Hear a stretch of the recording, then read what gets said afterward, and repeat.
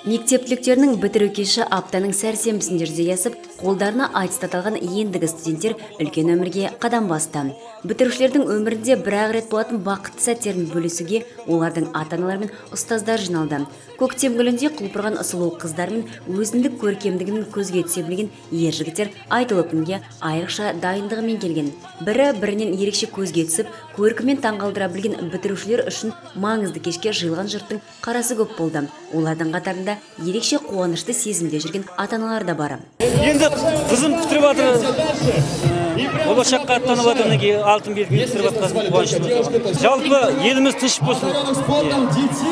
Осы Қазақстан өркендей берсін. Осы бітіріп жатқан түлектеріміз осы Қазақстан еліміздің жақсы азаматтары болып жүре берсін барлығы.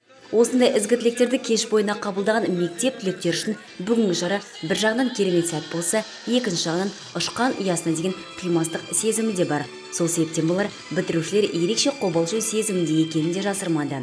Жалпы сезімім болашақты мектеп бітіріп жатырмын, біртүрлі сезімдемін, қобалжып тұрмын, алда енді дайындалып жүрмін. Мен басты мақсатым осы грантқа түсіп, мектепті жақсы бітіріп, ата-анамның үмітін ақтағым келіп тұр. Және де үлкен белестерге жеткім келеді.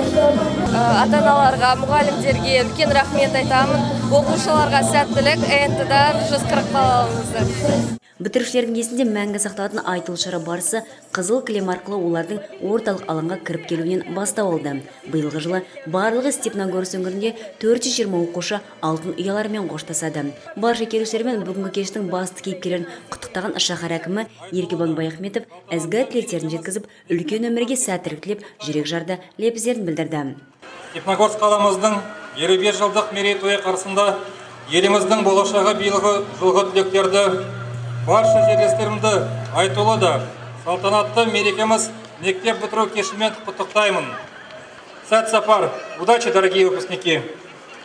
Құттықтаулар айтылған соң қала басшысы өз қатарларынан үздік шығып, жоғары білім көрсеткіштерімен ерекшеленген 19 түлекке арнайы алтын белгі төс белгісін табыстады. Мұнымен қоса 13 үздік аттестат иегерлері де осы салтанатты жиында марапатталып, олардың барлығына арнайы Ақмола облысы әкімі мен қала басшысының сыйақылары үлестірілді.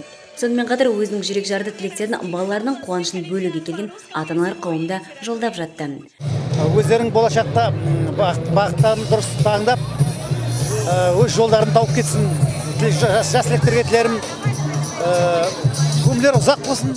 Бүгін елеулі кештен соң үлкен өмірге қадам басатын мектеп оқушысы алға қарай үлкен мақсаттар қойып, өз армандарын жүзеге асыру үшін еңбектенетін болады. Алматы қаласына Сәтбаев атындағы университетке түсемін деген ойдамын. Болашаққа қойған мақсатым осы мұнай-газ саласына түскім келеді. Жақсы бітіріп шықсам, сол мамандықта жұмыс істеймін деген үміттемін.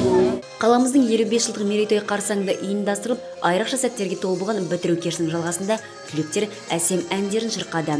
11 жыл бойына тәлім берген ұстаздарына деген ризашылығында аямастан гүл шоқтарын табыстаған бітірушілер бұл кештің игі дәстүріне айналған мектеп вальсін биледі.